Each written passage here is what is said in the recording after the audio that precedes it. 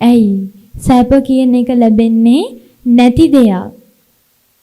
හැබැයි එකම එක සැපයි මේකේ තියෙන්නේ. මොන සැපද? නිබ්බානං පරමං සුඛං. අන් ඒක කරගන්න පුළුවන් දෙයක්. එහෙම නැතු අදෝයි කරන කිසිම දෙයක් කළා සැප උරුම කරගන්න බෑ. පොඩි කාලේ ඉඳන් අහපු නිවන කියන්නේ අපිට පෙන්නපු මේ මහා ලොකු අමුතු දෙයක් නෙවෙයි. සසරෙන් මිදෙනවා කියන්නේ මහා ලොකු වැඩක් තමයි. හැබැයි ඒක අපිට පෙන්නපු තරම් අමාරු දෙයක් එහෙම නෙවෙයි. අද නිවන් දකින්න බෑ කිව්ව තැනම නිවන වහගත්තා. අද නිවන් දකින්න නැත්තම් කවද නිවන් දකින්නේ? මරුණට පස්සේ නෑනේ. මැරිලා තිරිසන් සතෙක් කියලා ගැරන්ඩියෙක්ලු. ගැරන්ඩියාගේ ආහාර මොනා? ගෙම්බෝ කනවා, සත්තු ගිලිනවා, පින්කන්ද පව්කන්ද? පව් නම් බින් බරයි. බර වෙන්නේ බීමට. එනම් මිනිස්සයා හිටියා තිරිසන් සතා වුණා. තිරිසන් සතා එතනත් පව්කම් කර කර යන්නේ කොහෙටද? එතනත් පව් කරලා එතනත් කළාය නිරය දක්වාම පිට එන යන්න අපිම හේතු හදා ගන්නවා. ඇයි හේතුව මොකක්ද? දැන් තියෙන නිවන පස්සට දැම්මොත් අනාථ වෙන්න වෙනවාමයි. ඒක සත්‍යයක්. දුක ඇත්තක් නම් නිවන කියන එකත් ඇත්තක්. නිරෝධ සත්‍ය, මාර්ග සත්‍ය. එහෙනම් නිවන කියන එකත් සත්‍යයක්. අපි දුක් විඳිනවා. අපිට කිසි නිවනක් නැන්නේ. ඇයි නිවන දාගත්තේ මත්තට? දැන් දුක් විඳින්න පුළුවන් නම් ඇයි දැන් නිවන් සුව විඳින්න බැරි? අපි විඳිනවනේ. අපි විඳිනවා. දැන් අපිට තියෙන ඒවත් ඇටේට අපිට කියන්න බෑ. ලබාගත්තු නැති දෙයක් ගැන අපිට කියන්න බෑ. හැබැයි මං කියනවා ඇයි ඒ මට දුකක් නෑ. මට නම් හිතා ඉන්න කිසිම ප්‍රශ්නයක් නෑ. ප්‍රශ්නයක් නැත්තම් දුකක් නෑ. එහෙනම් අම්මලාට දුක තියන්නේ, තාත්තලාට දුක තියන්නේ. අපිට හරියට ප්‍රශ්නනේ. මෙහෙණින් ආසේ නම් ඉතින් කියයි මෙහෙණින් ආසෙට මොනවද තියෙන ප්‍රශ්න? එහෙනම් බුදුහාමුදුරන්ට තිබ්බ ප්‍රශ්න ඔයයිට තියනවද? ආනන්ද හාමුදුරුවෝ කියනානේ පස්සේ බුදුහාමුදුරනේ යන්න දැන් ඇති. බුදුහාමුදුරුවෝ මොකද කියන්නේ? කොහේ යන්නද ආනන්ද? කොහේ ගියත් ඉන්නේ මෙහෙමයි. එහෙනම් මෙතනමයි අපි ඉන්න ඕනේ. එහෙනම් මේ නිවන් දකින්න කැලෑ ගානේ ගිහින් හරියන්නේ නෑ. එහෙනම් මේ මැටි පිළිම වගේ ඉඳගෙන භාවනා කරොත් හරියයිද? හුස්ම දිහා බල හිටියොත් හරියයිද? නිවන් යයිද? එහෙනම් පිරිත් කටපාඩම් කරගෙන පිරිත් සජ්ජායනා කර හිටිය හරියයිද? හරියයිද? නෑ. ඇයි හරියන්නේ නැත්තේ? ඒක හරියන්නේ නෑ. ඒක එහෙම තමයි. පිරිතක් කියන්නේ ඔය පිරිත ඇතුලේ තියෙනවා බුදුහාමුදුරෝ නිවන් දකින්නේ මෙහෙමයි කියලා කිව්වද? කරණීය මත්ත කුසලේන යන්තං සන්තං පදං අபிසමෙච්ච. තේරුම මොකක්ද? යන්තං සංතං යම් තැනක සංඋපදිනවා නම් පහදායිව කරන්න. ඒක කරණීය කල යුත්තක්. මත්ත කුසලේන මේ කුසලයේ වඩන්න නම් දුකෙන් මිදෙන්න නම් කල යුත්ත තමයි යම් තැනක උපදිනවා නම් පහදායිව කරන්න. රාගයක්, ද්වේෂයක්, මෝහයක් ඉපදෙනකොටලු මේ අයින් කරන්න කියන්නේ. එහෙනම් රාගය කියන්නේ මොකටද පින්නත්නේ? රාගය කියන්නේ මොකටද? එක දෙයක් විතරක් නෙවෙයි. ආදරය, ආලය, ප්‍රේමය, තණ්හාව, තෘෂ්ණාව, ඇලීම, බැඳීම, කැමැත්ත. ඒතොර ද්වේෂය කියන්නේ රාගයේ සෙකන්ඩ් වර්ෂන් එක. දෙවෙනි වේශය මොකක්ද? ද්වේෂය. රාගයේ දෙවෙනි වේශය ද්වේෂය. තරහ, ඉරිසියාව, වෛරය, ක්‍රෝධය, පලිගැනීම, ගැටීම, අප්‍රියතාවය, අකමැත්ත, අන්ද්වේෂය. මෝහය කියන්නේ අපි හැමෝම ගාව තියෙන දේ. අපි කරලා ඉවර වෙනකන් දන්නේ. දුකටපත් වුණාට පස්සේ මං හිතුවේ නෑනේ. මං දන්නේ නෑනේ. මං දැනන් හිටියා නම් බඳින්නේ නෑනේ. එහෙනම් තිබ්බේ මොකක්ද? මෝහය. මෝහය ආවේ රාගයත් එක්කත් මෝහය එනවා, ද්වේෂයත් එක්කත් මෝහය එනවා. එහෙනම් ඔය තුන මෙතන ඉන්න කවුරු හරි ඉන්නවා නම් දුක් විඳින කෙනෙක්. එයාගේ දුකට හේතුව ඕන් ඔය ටික. තිබ්බද නැද්ද? ක්‍රියා කරාද නැද්ද? සංවලින් කාර කරාද නැද්ද? එහෙනම් කරේ මොනවද? සංකාර මොනවා? තව පාරක්. අන්න ඔය කරපු සංකාර නිසා අපි ආහාර පන ටික දුන්නා කාටද? විඤ්ඤාණයට. කොහොමද ඒක කියන්නේ බුදුදහමේ? සංකාරපච්චයා විඤ්ඤාණං. හිමු බලන්න. තව එකපාරක්. සංකාරපච්චයා කියන්නේ ප්‍රත්‍ය ආහාර ටික කරගන්නවා කවුද? විඤ්ඤාණය. ඕම් බලාගන්න අපි ඉන්නකම් මැරෙන්න කලින් හොඳට අහගන්න, මැරෙන්න කලින් රාගය කියන එක නැත්තටම නැති කරගත්තේ නැත්තම්, ද්වේෂය කියන එක නැති කරගත්තේ නැත්තම්, මෝහය නැති කරගත්තේ නැත්තම් අපිට වෙන දේ විඥාණය අර ඩ්‍රයිවර්ට අපි දැන් පණ දීලානේ.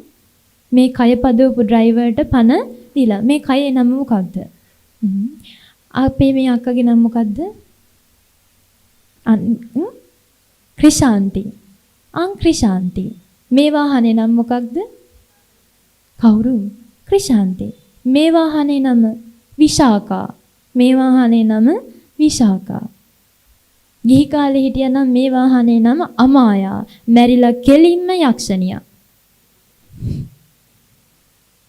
හැබැයි දැන් හතර පහට යන්නේ නැහැ. එහෙනම් නිවන කියන එක Tamanට ප්‍රත්‍යක්ෂ කරගන්න පුළුවන් දෙයක්. අමුතු මැජික් එකක් එහෙම නෙවෙයි. එහෙනම් අපි දුක් විඳින්න නැතුව ඉන්න. අම්මලා තාත්තලා දුක් විඳින්නත් හේතුව තමයි මෙන්න මේ කිව්ව සංටික. අපි අද සැප හැටියට රාගය, දේශය, මෝහය දැක්කට බුදුන් දැක්කේ කොහොමද? අට්ටියති. ඇට කට්ටක් වගේ. හරයති. කිසිම හරයක් නැ. jiguజ్ජති. අසුචිනෝ පච්ච වෙක්කති. මේවා අසුචි වගේ. බුදුහාමුදුරුවෝ මේ කය කියන එක කොහොමද දැක්කේ? කැටයන් කරපු අසුචි ගොඩක් වගේ. ඒ කයවල් නෙවෙයිද මගේ කරලා දාලා යන්න බැරි තැනට අරගෙන තියෙන්නේ. නෙවෙයිද? දැන් මරනවා කිව්වොත් මතක් වෙන්නේ නැද්ද මොකෝ? දැන් මැරෙනවලු. මතක් වෙන්නේ නැහැ මොකෝ? මම කල්පනා කරලා බලන්න. තං සුණාත. හොඳින් අහගන්න. සාදුකං මනසිකරෝත. මේ කියන්නේ ඇත්තද බොරුද? හරිද වැරදිද? හොඳට මෙනෙහි කරලා බලන්න කියනවා. හරිනම් තමන් මේකේ ඇත්ත නැත්ත දැක්කා නම්, තමන්ට ප්‍රත්‍යක්ෂයි නම් වාසිසාමේ තින් භාවිතා කරන්න. පොතපතින් ආවා කිව්වටවත්, අල්ලපු ගෙදර කෙනා කිව්වා කියලාවටවත්, මම කිව්වා කියලාවටවත්, බුදුහාමුදුරුවෝ කිව්වා කියලාවත් මේක පිළිගන්න එපා. බුදුහාමුදුරුවෝ කාලම සූත්‍රයේ ඕන් ඔය ටික කියනවා. පරම්පරාවෙන් පොතපතින් බුදුන මං කිව්වා කියලාවත් මං කියන්නේ ඔයාලා විශ්වාස කරන්න යන්න එපා. සාදුකං මනසිකරෝත. දෙපැත්ත දාලා බලලා හරිනම් භාවිතා කරන්න. හැබැයි භාවිතා කරොත් නාතයි, නැත්තම් අනාතයි. කොසල් රජතුමාට උනේත් ඒකයි. දැන් සම්මාදිට්ඨියටපත් වුණානේ විශාකා මහෝපාසිකාව. අරහත් වුණා කියලා කොහේ හරි තියනවද? එහෙනම් විශාකා මහෝපාසිකාව තවත් සසරේ යනවා. බුද්ධ රාජ්‍ය හැම කාලෙකම විශාකා මහෝපාසිකාවත් මෙහි ඉන්නවා. අරහත් වෙනකන්. ඇයි ඇහුවට සම්මාදිට්ඨියටපත් වුණාට ධර්මය අවබෝධ කරගත්තට ඥානතෝ දැනගත්තට පස්සතෝ පුහුණු කිරීම මගදී නතර වුණා. ඒ නිසා මාර්ගයට මොකද උනේ? ගමනට මොකද උනේ? තවත් දීර්ඝ කරගත්තා. එහෙනම් බනහල සම්මාදිට්ඨියටපත් වුණා කියලා අපේ වැඩේ හරියන්නේ නැහැ. තවත් සසරේ යන්න වෙනවා. හැබැයි සෝවාන් වුණ කෙනා හතර අපාය වැටෙන්නේ නැහැ. එහෙනම් මං කිව්වා කලින් හිටපු තැනට යන් මේ රාගදේශ මෝහ කියන තුන මැරෙන්න කලින් නැති කරගත්තේ නැත්තම් අර ඩ්‍රයිවර්ට පණ තියෙනවා තවත් තැනකට යන්න. එහෙනම් එක දවසක් එනවා අපිට මේ හැමදේම අතහැලා දාලා යන්න වෙන. හැබැයි ඒ වෙලාවේ දාලා යන්න පුළුවන්ද අපිට? පුළුවන්ද? මොනවා මතක් වෙන්නේ? දුව, පුතා, නෝනා, මහත්තයා, ගේ දොර ඉඩකඩම්, යාන වාහන, රත්තරන් බඩු ටික. තව දැන් මේක ඉන්නවා. අද පෙරේතයෝ වෙලා ඉන්නේ. මැරෙනකොට හැරමිටිය මතක් වුණාලු. මෙහෙම ගියපු හැරමිටිය, තුවාය, වතුර බීපු කෝප්පේ, ඉඳන් හිටපු කවිච්චිය. ඕම් මතක් වෙලා තියෙන ඒවා. මොන මොහොතේ? පණ යන මොහොතේ. එහෙනම් පණ යනවා කියන්නේ මෙන්න මේකට. මැරෙනවා කියන්නේ මේකට. අපි ඉපදුනානේ. දැන් වයසටත් යනවා නේද? ඒක ලෙඩත් වෙනව නේද? මැරෙන්නත් වෙනවද? මැරෙන්නත් වෙනවද? ඒ කියන්නේ හැමදේම දාලා යන්න වෙනවද? හරි. එහෙනම් අපිට මැරෙන්න වෙනවනේ දවසක. ඒ දවස තමයි මේ. මැරෙනවා කියන්නේ මෙන්න මේකට. දැන් ඕක බලලා මට කියන්න ඕනේ මැරෙනකොට මෙයා පිටිපස්සෙන් යන අය. අම්මා තාත්තා දුව පුතා ආච්චි සීයා දීපල ඉඩකඩම් ඔක්කොම මෙයා පස්සෙන් යනවද මොනවාද ගියේ කියලා පෙන්න කියන්න ඕනේ. හරි. වෙන කොහෙටවත් නෙවෙයි. හතර අපායට. තිරිසන් සත්තු වෙනවා. බල්ලෝ, පූසෝ, ගැරන්ඩි, ගෙම්බෝ වෙනවා. කවුද? මම. පෙරේතේ වෙනවා. වෙලා හොටු අසුචි ටික කකා ඉන්න වෙනවා. කාටද? මට. යක්කු වෙනවා. මිනි මස් ටික, ලේ ටික, ඕජස් ටික බිබි ඉන්න වෙනවා. මට. නිරයට ගිහිල්ලා නිර දුක විඳින්නත් වෙනවා. කාටද? මට. එහෙනම් මැරුණට පස්සේ දුක් විඳින්න වෙනවා. ඉන්න කාලේ වැඩේ කරගත්තේ නැත්තම් ඔන්න දැන් ඉඳන් පටන් ගන්නවා සංසාර රෝගයේ තියෙන භයානකකම පෙන්නඳ කියන්න ඕනේ මේ යදි කම්මං සත්තේ විභජති. කම්මං සත්තේ විභජති යදිදං හීනම් පනීතතාය.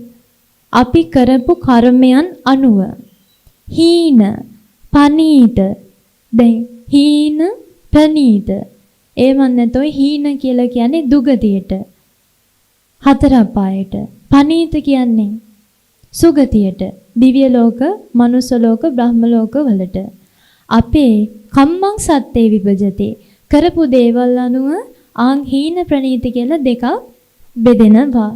හතර අපායටත් එහෙනම් යන්න වෙනවා. සුගති වලටත් අපිට යන්න වෙනවා.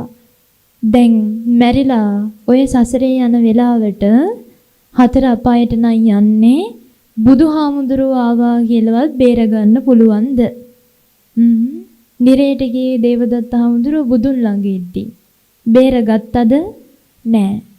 බේර ගන්න පුළුවන්ද? බෑ. කාටද? කිසිම කෙනෙක්ට ආයි බේර ගන්න බෑ. Tamanටවත් පුළුවන් දේ වෙලාවට.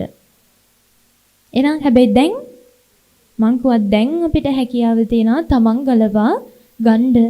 එහෙනම් මහාචාර්ය වුණා කියලා, කතිකාචාර්ය වුණා කියලා, මේ ලෝකේ ඉන්න හොඳම ડોක්ටර් වුණා, ලෝයර් වුණා, ඉංජිනේර් වුණා. එහෙම නැත්නම් මහා නායක වුණා.